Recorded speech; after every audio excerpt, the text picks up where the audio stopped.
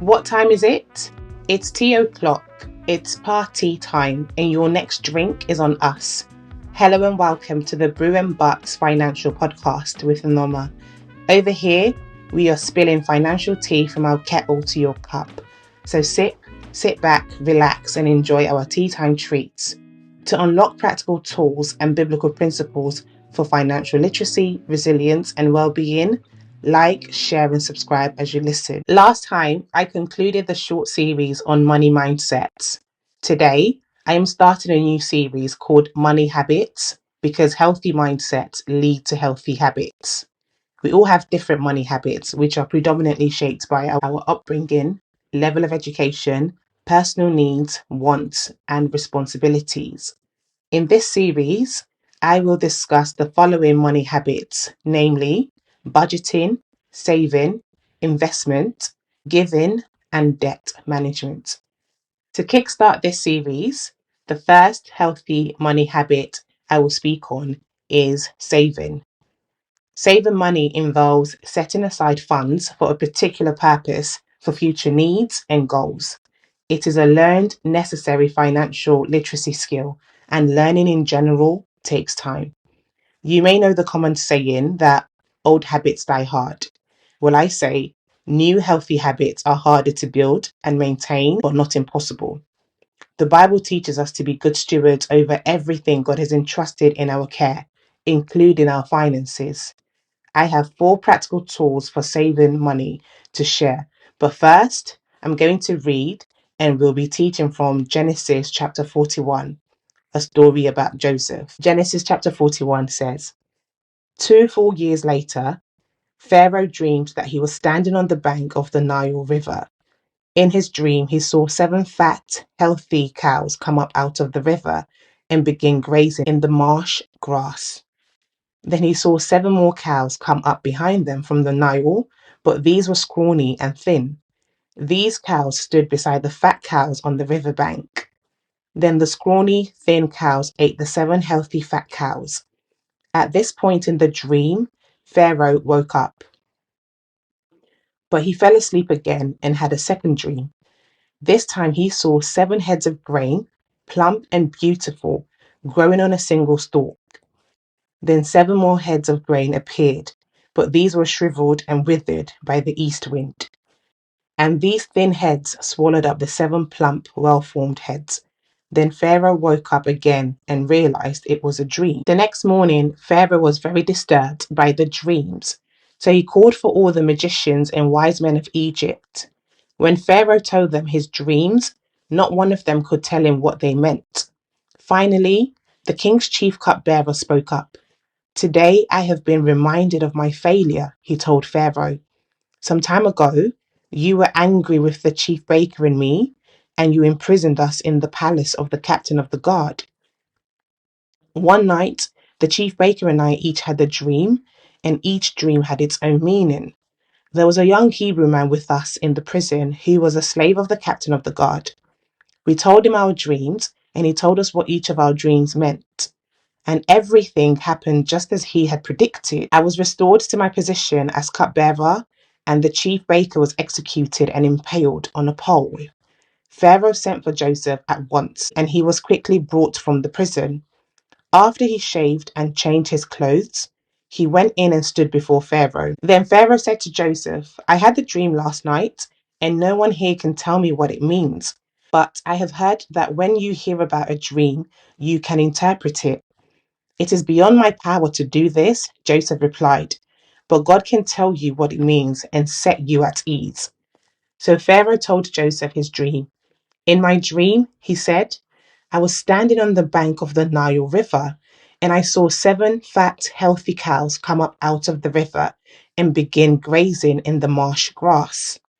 But then I saw 7 sick-looking cows, scrawny and thin, come up after them.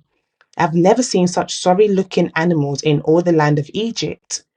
These thin, scrawny cows ate the 7 fat cows, but afterward you wouldn't have known it, for they were still as thin and scrawny as before. Then I woke up. In my dream, I also saw 7 heads of grain, full and beautiful, growing on a single stalk. Then 7 more heads of grain appeared, but these were blighted, shriveled, and withered by the east wind.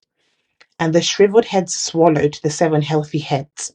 I told these dreams to the magicians, but no one could tell me what they mean. Joseph responded, both of Pharaoh's dreams mean the same thing. God is telling Pharaoh in advance what he is about to do. The 7 healthy cows and the 7 healthy heads of grain both represent 7 years of prosperity. The 7 thin, scrawny cows that came up later and the 7 thin heads of grain, withered by the east wind, represent 7 years of famine. This will happen just as I have described it, for God has revealed it to Pharaoh in advance what he is about to do. The next 7 years will be a period of great prosperity throughout the land of Egypt. But afterward, there will be 7 years of famine, so great that all the prosperity will be forgotten in Egypt. Famine will destroy the land. This famine will be so severe that even the memory of the good years will be erased. As for having 2 similar dreams, it means that these events have been decreed by God and he will soon make them happen. Therefore, Pharaoh should find an intelligent and wise man and put him in charge of the entire land of Egypt. Then Pharaoh should appoint supervisors over the land and let them collect 1/5 of all the crops during the 7 good years. Have them gather all the food produced in the good years that are just ahead and bring it to Pharaoh's storehouses. Store it away and guard it so there will be food in the cities. That way there will be enough to eat when the 7 years of famine come to the land of Egypt. Otherwise, this famine will destroy the land. Joseph's suggestions were well received by Pharaoh and his officials. So Pharaoh asked his officials, can we find anyone else like this man, so obviously filled with the Spirit of God? Then Pharaoh said to Joseph, since God has revealed the meaning of the dreams to you, clearly no one else is as intelligent or wise as you are. You will be in charge of my court, and all my people will take orders from you. Only I, sitting on my throne, will have a rank higher than yours. Pharaoh said to Joseph, I hereby put you in charge of the entire land of Egypt. Then Pharaoh removed his signet ring from his hand and placed it on Joseph's finger. He dressed him in fine linen clothing and hung a gold chain around his neck.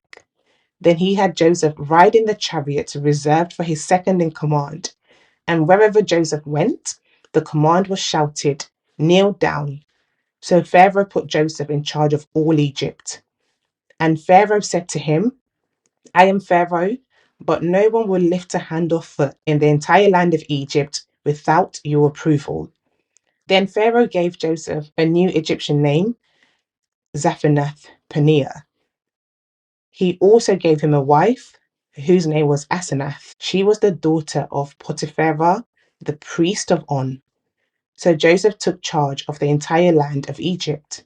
He was 30 years old when he began serving in the court of Pharaoh, the king of Egypt. And when Joseph left Pharaoh's presence, he inspected the entire land of Egypt. As predicted, for 7 years, the land produced bumper crops.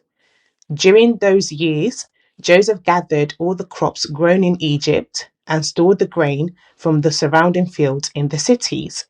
He piled up huge amounts of grain like sand on the seashore. Finally, he stopped keeping records because there was too much to measure.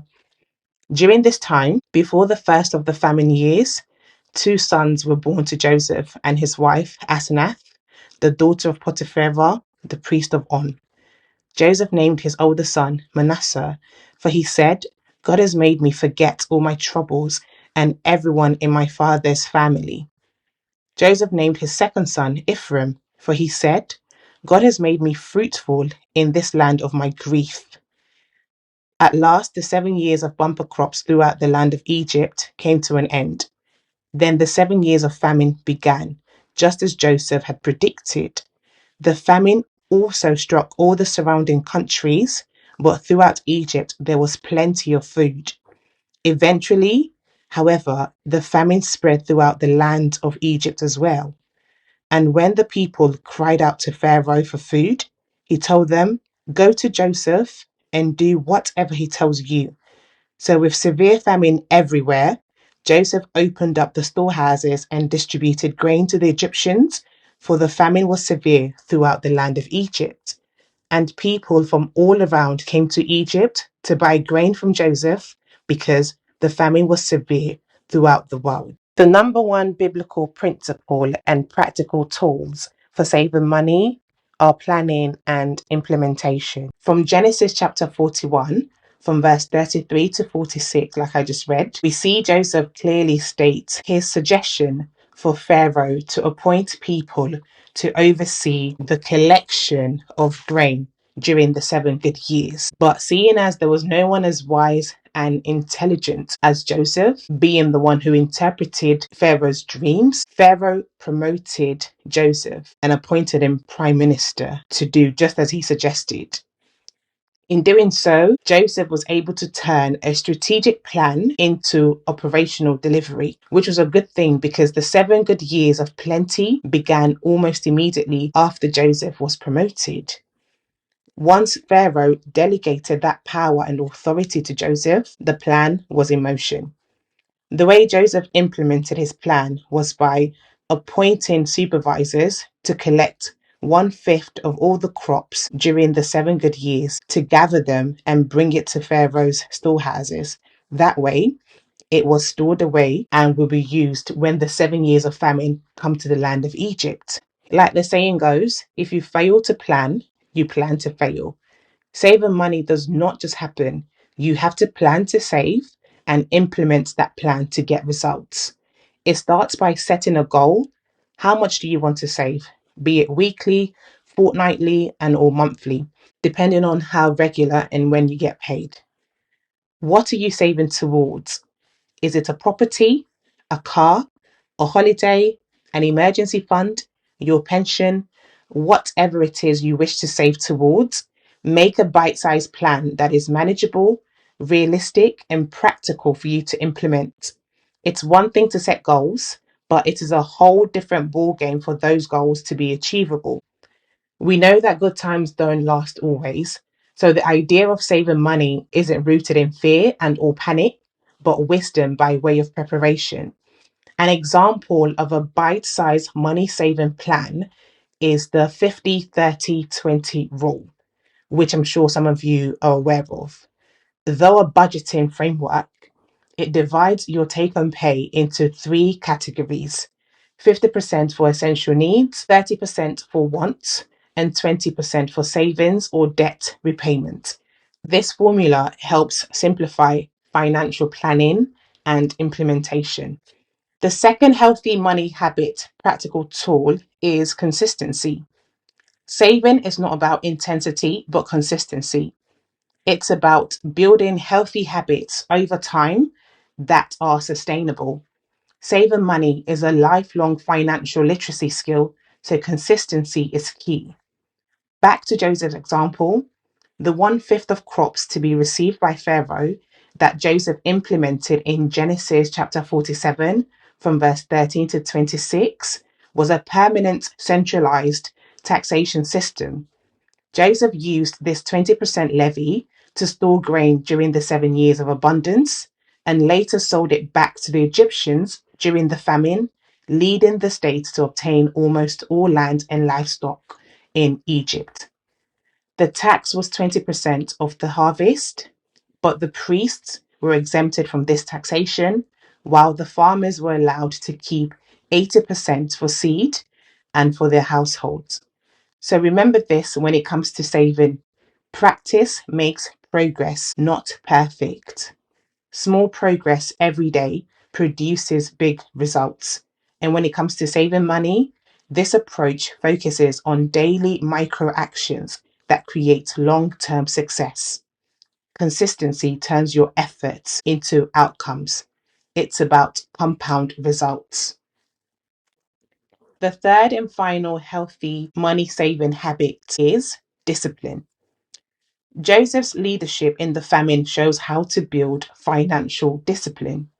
The word discipline is the practice of training oneself or others to obey rules, maintain orderly conduct, and build self control to achieve goals.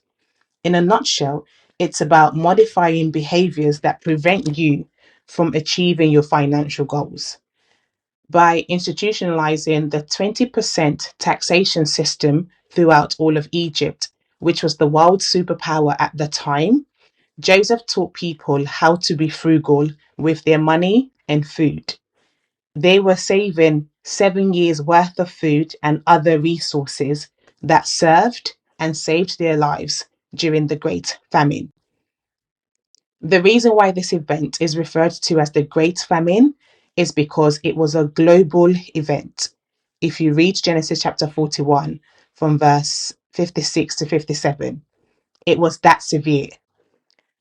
Frugality is about being resourceful, avoiding waste and unnecessary spending to achieve long term financial stability. This is what you want as opposed to parsimony. You don't want to become a penny pincher. A parsimonious person is a stingy person. The idea is to avoid both extremes. You don't want to be wasteful or stingy. As severe and intense as the Great Famine was for those 7 long years, Joseph had built a system that helped him and the entire nation of Egypt to become financially disciplined and resilient. If you read in Genesis 47 from verse 18 to 25, you will see that Joseph didn't only collect money selling grain to the people. Eventually, the people ran out of money and entered into a bartering system of exchanging valuable assets such as land and livestock for food. But back then, during the famine, all their assets had lost its value and food had become liquid gold. Though financial discipline and financial resilience are not the same, they are closely related. Financial discipline is the daily, consistent practice of saving, and with practice and progress comes mastery. While financial resilience is the ability to withstand unexpected financial shocks like job loss or illness, or in Joseph's case study, a global famine. Financial discipline deals with the behavior. Resilience is the state of financial security that behavior produces. You cannot build financial resilience without financial discipline. It's a crucial tool. Thank you for joining me today. If you wish to get an understanding of the theology of money and to start thinking biblically about your finances, keep listening and don't forget to subscribe. Brew and Buck's Financial Podcast is available on YouTube, Spotify, and Apple Podcasts.